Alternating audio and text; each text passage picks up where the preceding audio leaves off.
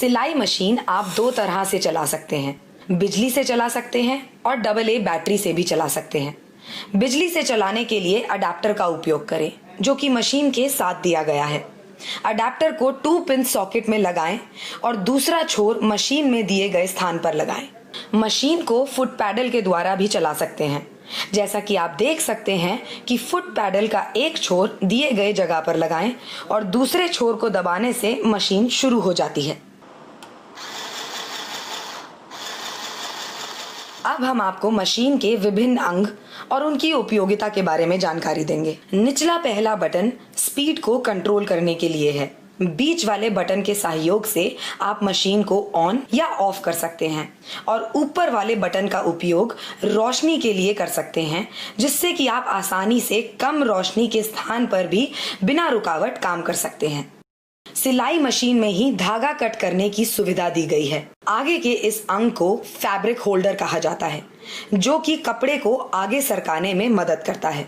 अब हम आपको धागा पिरोने के विभिन्न अंगों के बारे में बताते हैं। पहला, स्प्रिंग बॉबिन होल्डर। दूसरा, तार का लूप। तीसरा, टेंशन स्प्रिंग। चौथा, तार का लूप। पांचवा, टेकअप लिवर। छठा, तार का लूप और उसके बाद नीडल क्लैंप और आखिर में सुई। अगला अंग है बॉबिन वाइंडर। अब हम उसकी जानकारी देते हैं। अगर बॉबिन का धागा खत्म हो जाता है तो इस अंग के द्वारा बॉबिन में धागा भरा जाता है। आइए मशीन में धागा पिरोने की प्रक्रिया देखते हैं। पहले स्प्रिंग बॉबिन होल्डर में लगाए गए तरीके से रखें, यानी कि पहले स्प्रिंग, फिर बॉबिन और आखिर में लॉक करें। धागे को ऊपर की तरफ से पहले लूप में पिरोएं, फिर टेंशन स्प्रिंग से गुजरते हुए अगले तार के लूप में डालें।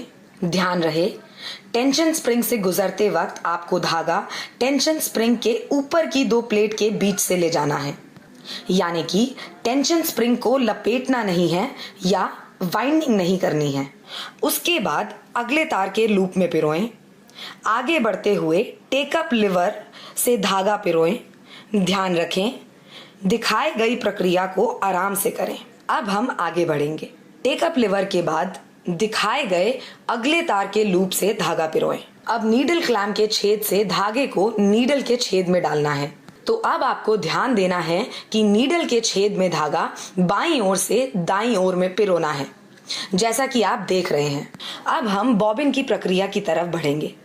मशीन के साथ दी गई बॉबिन लीजिए और उसे दिए गए तरीके से बॉबिन कंपार्टमेंट में रखें। ध्यान रखें, बॉबिन से आने वाले धागे को मशीन की बॉडी में दिए गए खांचे से बाहर निकालना है।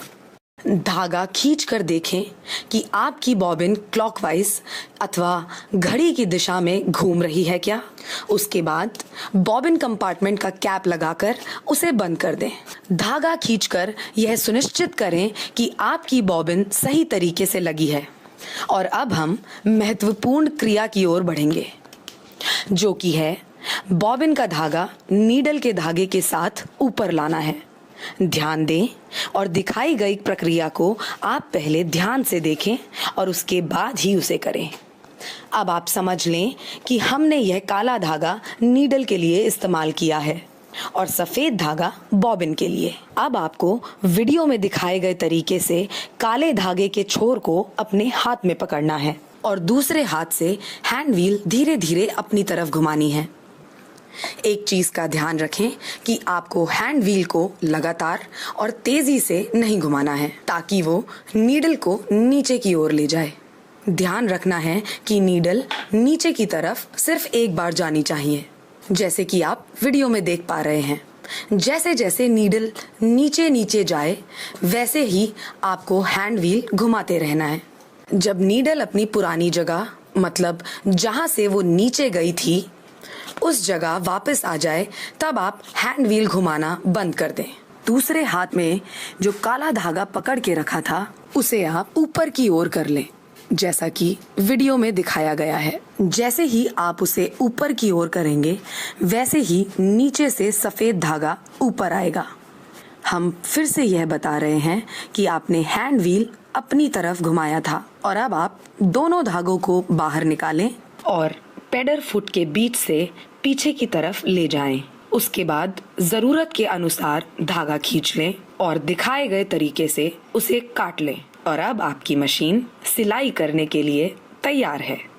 और अब आप अपने कपड़े को सिलाई के लिए आगे से पीछे की ओर रख सकते हैं। कपड़ा रखने के बाद आप टेकअप लीवर को नीचे कर दें, जो कि पेडल फुट से कपड़े को पकड़ लेगा। और अब आप ऑन का बटन दबाकर मशीन को शुरू कर सकते हैं और आप अपनी मशीन फुट पेडल की सहायता से भी शुरू कर सकते हैं। ध्यान रखें, सिलाई करते समय आपको अपने कपड़े को धीरे से आगे की ओर खींचते रहना है। अगर आप ऐसा नहीं करेंगे तो आपका कपड़ा और धागा अटक सकता है और आपकी मशीन जाम हो सकती है। अगर कपड़ों पे सिलाई नहीं आती है तो उसके 2 कारण हो सकते हैं। पहला, नीडल का इशू और दूसरा, गियर का टाइमिंग मिसमैच। अगर आपकी नीडल सही तरीके से नहीं लगी है तो आपके कपड़े पर सिलाई नहीं आ सकती। ध्यान रखें और नीडल को सही तरीके से लगाएं। अगर आप सिलाई मशीन को बिना कपड़े के चलाते रहेंगे तो आपकी सिलाई मशीन जाम हो सकती है। तो ध्यान रखें, कभी भी मशीन को एम्प्टी या बिना कपड़े के ना चलाएं।